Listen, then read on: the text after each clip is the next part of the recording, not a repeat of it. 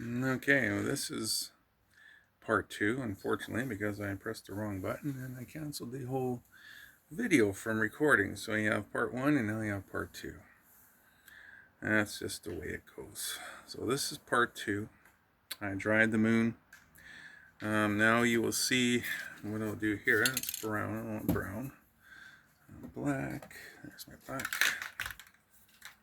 And so it will come down like this. Kind of along these lines, right? Okay, and the legs. Alrighty. I might leave that brown alone. I won't put brown. I'll do that. I'm just adding a little bit of color for contrast. See that? And then I'm going to grab my white that always seems to disappear on me. Just a little bit like that. See that? And this will be the base for my wolf to stand on. Yep. This is going to be the base. You want to drag. See that? How's that look, eh?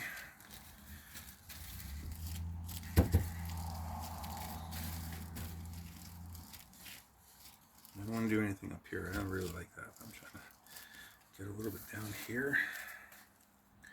Grab my white. Oh, look at that. See? That's what I want. I forgot to ask you how y'all doing today. How are you doing?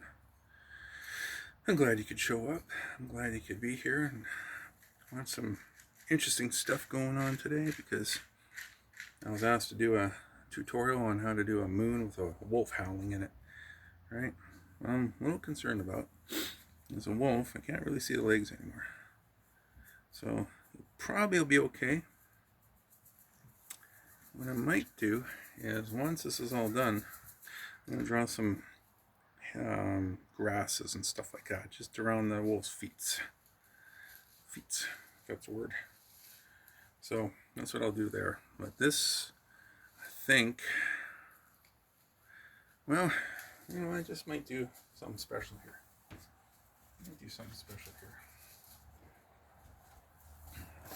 Everyone likes to see something special, right?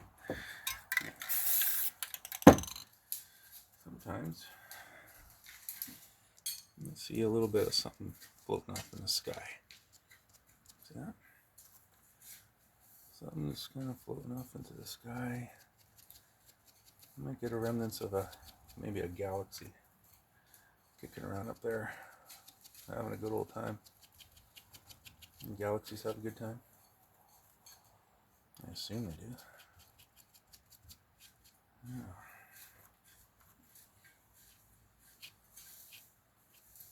Yeah, like that, eh? I'm just using a sponge. That's all. Grab another sponge here. Something's all covered in sawdust, and you know me and my sawdust here. Yeah, me and my sawdust. I've been a woodworker for a number of years, and it's kind of like that character. What was his name off of Peanuts and Charlie Brown and all that? He had a bunch of dust falling on wherever he went. That's me. Grinder dust and sawdust always seem to follow me. Everyone knew me by the, oh, I can smell sawdust. Here he comes. But that's okay. Because he kept me out of trouble for the most part anyway. I've made a lot of woodworking stuff down through the years. I've built machines like table saws and band saws.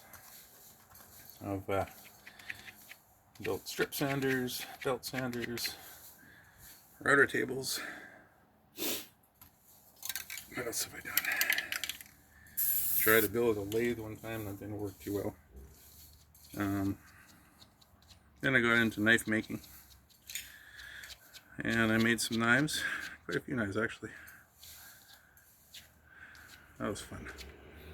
Enjoyed making knives for people. Sold knives to people all over the world. I gave him a buddy of mine over in Australia, and I didn't have the best setup in the world, but that's okay. So what I'm doing here is I'm just kind of wanting to accentuate the moon a little bit. As you can see, I don't want to get too close to the moon, but I want to kind of stay on the outskirts, because that way what this does is it gives the viewer kind of gives them the feeling of keeping your eyes looking at the moon the entire time.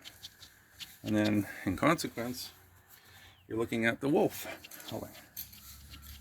See that? And there's a method to my madness. At least that's what I like to tell people. So that's looking pretty interesting. Yeah. And then, in order to soften down that little bit, soften down the dark blue, you want to get a little bit of light blue in here.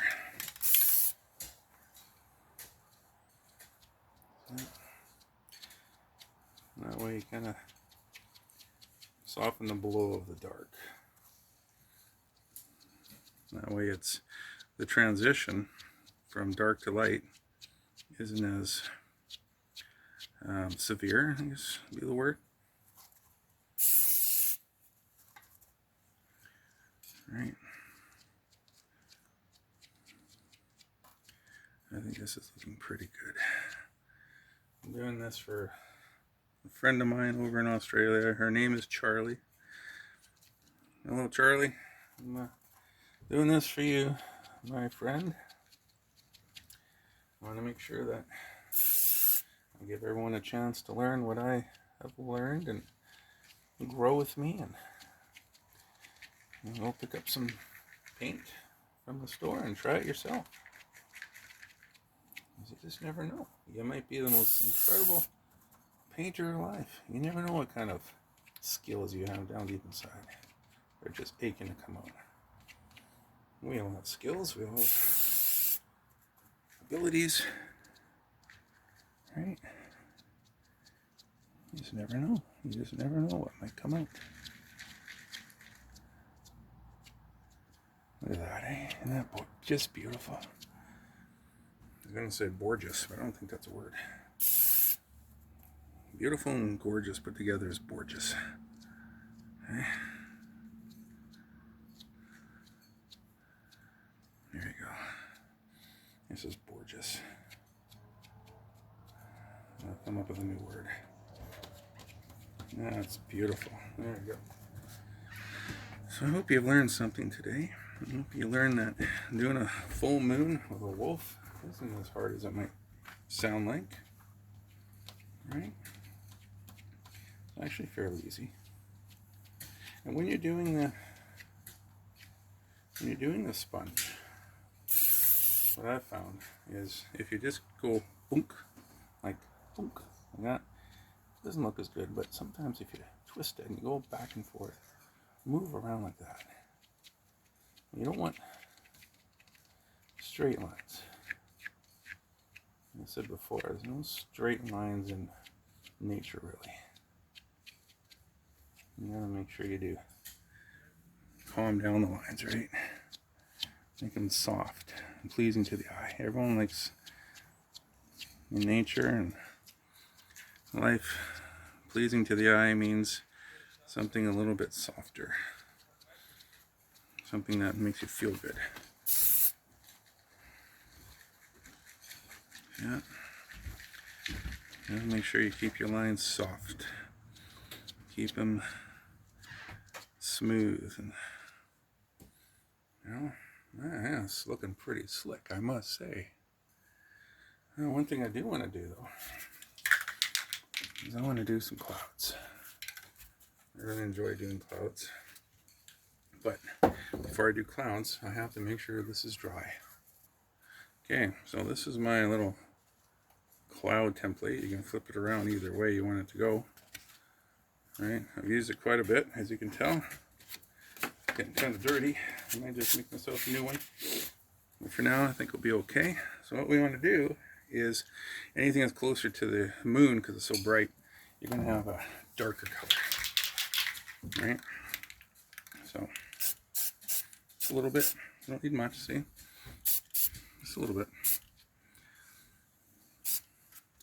When that happens, it happens. Not much you can do about it. That's quality of spray paint these days, right? And then, as you move closer down, you want to do a little bit lighter blue, right? See that? Look at that. Isn't that beautiful? And then what that does is that ends up giving the whole painting a kind of like a fairy tale feel, almost like a dreamlike feel. You see that? Isn't that beautiful? And I really, honestly, I know I said that that's okay, but I don't like that. So what I'm going to do is just go over it a little bit. There you go. That doesn't take much to go over. Then you hit it with the heat gun again. And then you got to make sure if you're using this like enamel that it's super dry. Because if it's not dry and you rest your arm on it trying to draw something, you'll end up pulling the paint right off. So what I'll do is when this is all done and everything's good and I got the wolf on, I'll show you guys a short. I'll go over it and I'll show everything that I did. And hopefully when it's all done, you guys have learned something and enjoyed this painting. So subscribe if you haven't done so already. Share and comment. Let people know what's going on here. Let people know about Mr. Spray Paint and the work I'm doing, and you know, pass it around. Because watching this makes you happy. Watching this makes me happy. I enjoy painting. You enjoy watching and you enjoy learning. You know, all in all, I think we're doing something special here. So I appreciate you watching. Thanks a lot and talk soon.